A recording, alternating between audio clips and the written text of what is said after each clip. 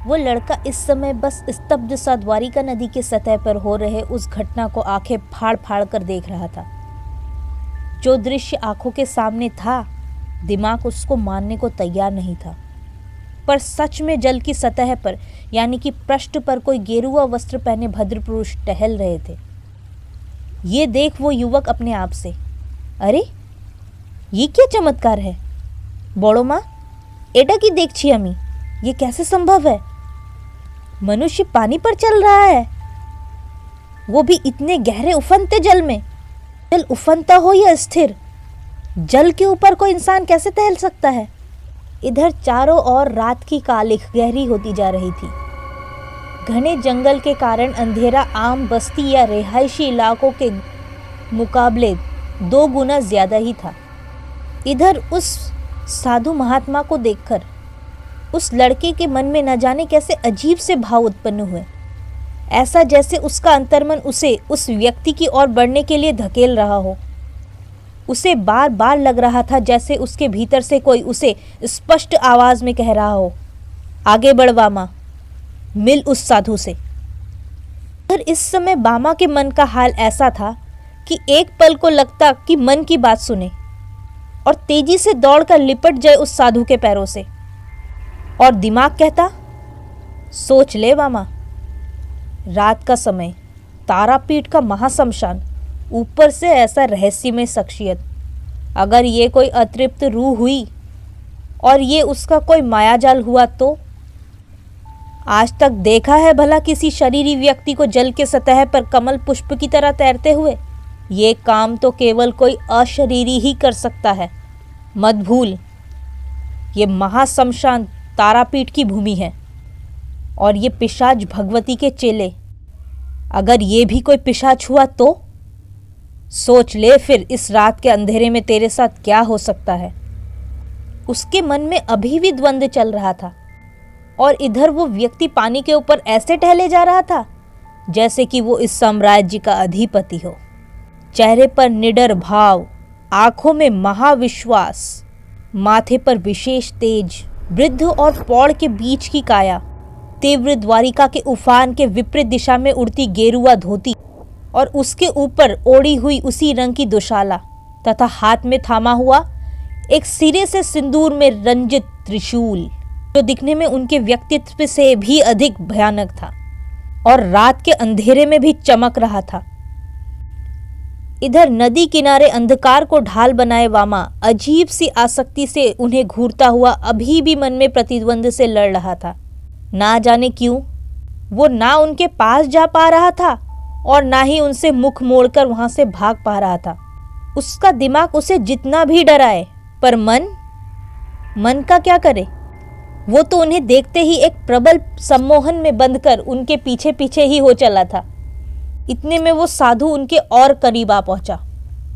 उस साधु के व्यक्तित्व में ऐसा तेज था कि उन्हें और करीब से देखने के बाद उसके मन में न जाने ऐसा क्या आया कि वो अचानक से अपने स्थान से उठ खड़ा हुआ और तेज कदमों से अपनी ओर आते उस व्यक्ति की ओर बढ़ने लगा। दिमाग अभी भी तरह तरह के भय और प्रपंच से उसे रोकने की कोशिश कर रहा था, पर मन उसे उनकी तरफ धकेल रहा था, कारण उसका मन तो उस व्यक्ति के प्रथम दर्शन से ही श्रद्धा से भर उठा था। इतने में चलते हुए वामा उस नदी के बिल्कुल पास जाकर खड़ा हो गया और ध्यान से उस व्यक्ति को देखने लगा। वो अभी भी उनके पैरों की ओर देख रहा था तो कभी उनके शरीर की ओर। पानी के ऊपर टहलना कोई आम घटना तो थी नहीं। इतने में वो साधु बिल्कुल उसके सामने आ पहुंचे और उनकी भी नज़र उस 17 से 18 वर्ष के मासूम से युवक पर पड़ी। इधर उन पर नज़र पड़ते ही उनके दिमाग को एक अजीब सा झटका लगा, जो कि आश्चर्य की बात थी। सम्मोहन तो ऐसा था कि थोड़ी देर के लिए वो उन्हें देखते ही रह गए और अपने आप से ही एकाएक बोल उठे, कौन है ये बालक? ऐसा क्या विशेष है इसमें? पर हाँ, कुछ तो विशेष है। ये सोचते ही वे भी तुरंत उसके तरफ बढ़ गए, पर वो आगे बढ़ ही रहे थे कि अचानक मौसम ने अपना रुख बदला। एक भयानक सी तेज बिजली कड़की। पूरा जंगल उस आवाज से थर्रा उठा। चारों तरफ प्रचंड प्रकाश का विस्फोट हुआ।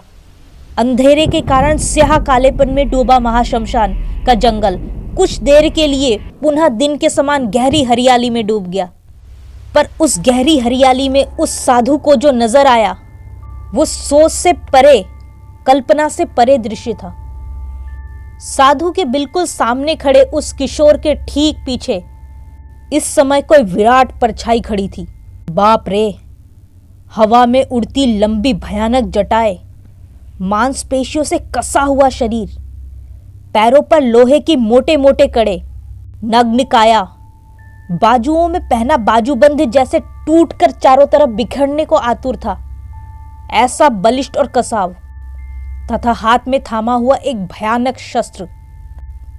वो परछाई उस युवक के बिल्कुल पीछे की तरफ से पड़ रही थी और बहुत दूर तक फैली हुई थी, इतने दूर तक कि वहां तक नजर जाना भी संभव नहीं था।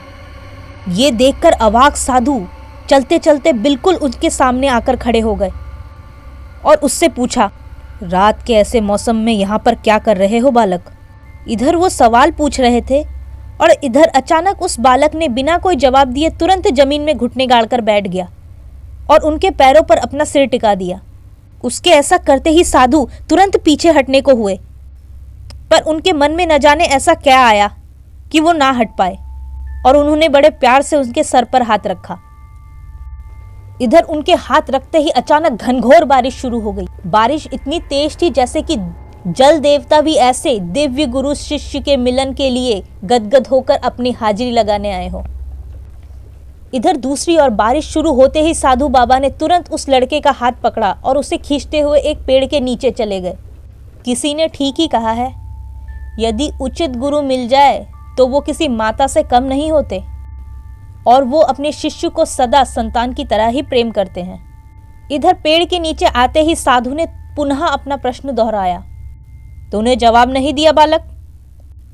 तू ऐसे रात के समय में महाशमशान में क्या कर रहा है, जिसके लोग नाम से भी डरते हैं? और इतनी कम उम्र में इतनी आसक्ति, किसे ढूंढ रहा था तू यहाँ? इस बार प्रश्न पूछते ही बामा ने तुरंत उनकी तरफ देखकर हाथ जोड़ते हुए जवाब दिया, केवल और केवल आपकी तलाश में। क्या आप मुझे अपना तुच्छ शिष्य स्वीकार करेंगे? क्या आप बनेंगे मेरे मार्गदर्शक? क्या आप ढूंढ के देंगे जिन्हें मैं ढूंढ रहा हूं?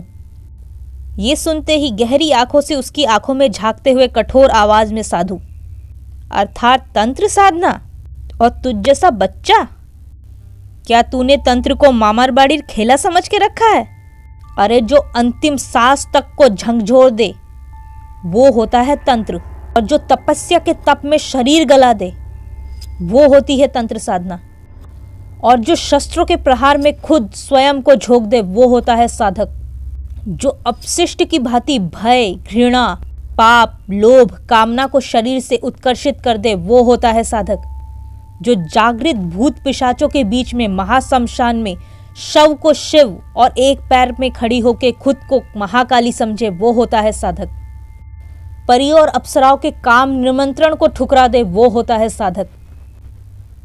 एक भूल, केवल एक भूल, और जीवन मृत्यु में बदल जाती है। कर पाएगा? इतना डराने पर भी ना डरते हुए चुपचाप खड़ा बामा ये प्रश्न सुनते ही, हाँ गुरुदेव, यदि आपका साथ हुआ और आपका आशीर्वाद मेरे सिर पर हुआ तो मैं अवश्य कर पाऊंगा। बाकी जीवन और मृत्यु शमशान स्वामिनी की इच्छा। उसके अडिग स्वभाव को देखकर उस साधु मन ही मन मुस्कुराए, पर उसके सामने ये बिल्कुल भी ना जताया और पुनः बोले, सोच ले, शायद तू मुझे जानता नहीं। तू स्वयं तंत्र अघोरी कैलाशपति को चुन रहा है अपने गुरु के रूप में। ये तेरे लिए दुनिया की सबसे बड़ी भूल भी हो सकती है, कारण एक बार जो मैंने तुझे शिष्य स्वीकार किया, उसके बाद यदि तूने पीछे हटने की चेष्टा की या मेरे परीक्षण से पीछे हटा तो उस दशा में तू साक्षात मृत्यु को स्वयं वरण करेगा। पर यह सब सुनकर भी बामा, आपके सानिध्य में सिद्धि मिले या मृत्यु, मेरे लिए दोनों ही गुरु कृपा होगी। मुझे आप पर पूर्ण विश्वास है गुरुदेव। उसका जवाब सुनकर तिरछी गालों से मुस्कुराते हुए इस बार साधु कैलाशपति, उचित है, फिर तैयार हो जा बालक, दुनिया के सबसे भयानक पंचमुंड आसन के लिए।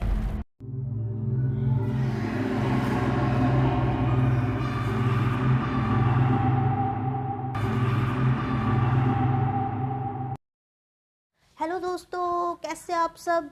जल्दी से मुझे बताओ कि स्टोरी आपको कैसी लगी। इसको जल्दी से लाइक करो, कमेंट करो, शेयर करो और हाँ, सब्सक्राइब करना बिल्कुल मत भूलना। और हाँ, जो भी भैरवी रहस्य के बारे में पढ़ना चाहता है वो स्टोरी वर्ल्ड पे जाकर जल्दी से पढ़ सकता है। मैं टाइमली उसके पार्ट अपलोड कर रही हूँ और जल्दी ही 10th पार्ट भी उसका अपलोड हो जाएगा। अब अगले हफ्ते मिलते हैं, तब तक के लिए बाय बाय।